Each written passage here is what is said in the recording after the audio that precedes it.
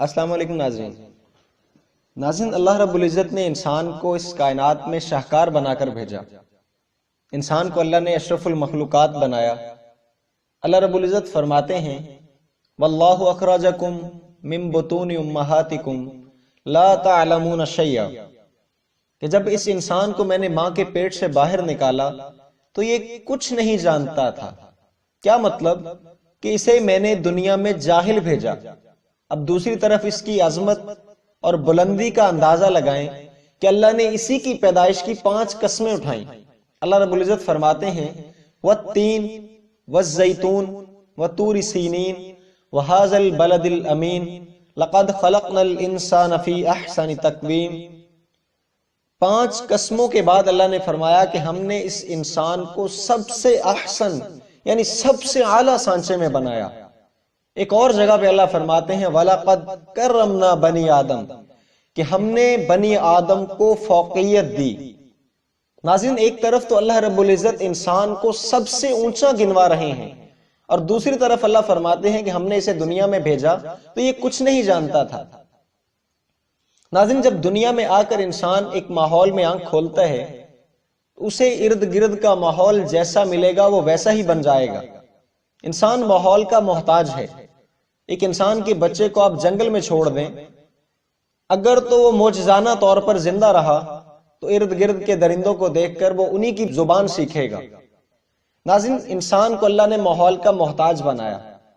اب وہی انسان جب ایک فیلڈ میں، ایک ڈپارٹمنٹ میں، ایک شعبے میں انتہا درجے کی ترقی کر کے اپنے آپ کو کریڈٹ دلوانا چاہتا ہے کہ میں نے اس شعبے میں یہ کر دیا، تو اللہ اس کا بھی آپریشن فرما کر ایک آیت میں یوں بیان فرماتے ہیں وَمَا أُوتِيتُم مِّنَ الْعِلْمِ إِلَّا قَلِيلًا، کہ یہ جو تھوڑا سا علم میں نے تمہیں عطا کیا ہے، تم نے نہیں لیا بلکہ میں نے تمہیں دیا ہے۔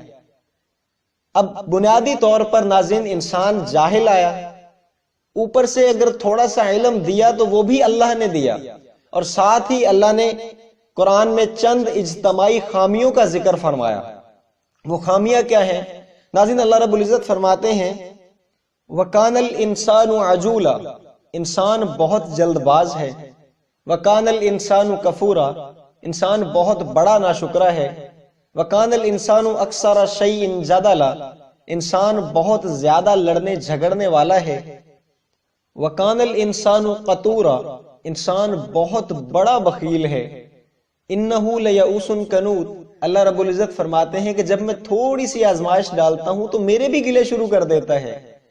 انہو لفرح فخور، جب تھوڑا سا عطا کر دوں تو ایسے اوقات سے باہر ہوگا، ایسے ایڑی مارے گا جیسے ابھی زمین پھاڑ دے گا، اور ایسے آسمان کی طرف بلند ہوگا جیسے میرے پہاڑوں سے نکل جائے گا۔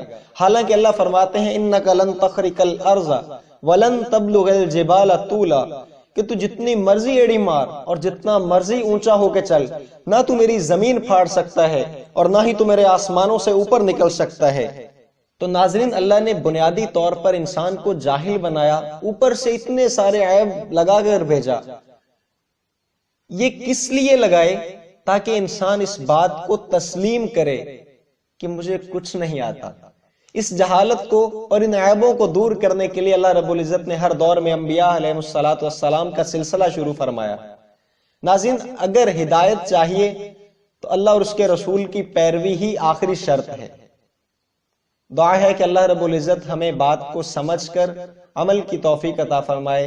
اپنا بہت سارا خیال رکھیے گا۔ آئندہ ملیں گے انشاءاللہ ایک نئے سبق کے ساتھ، ایک نئی ویڈیو کے ساتھ۔ تب تک کے لیے السلام علیکم ورحمۃ اللہ وبرکاتہ۔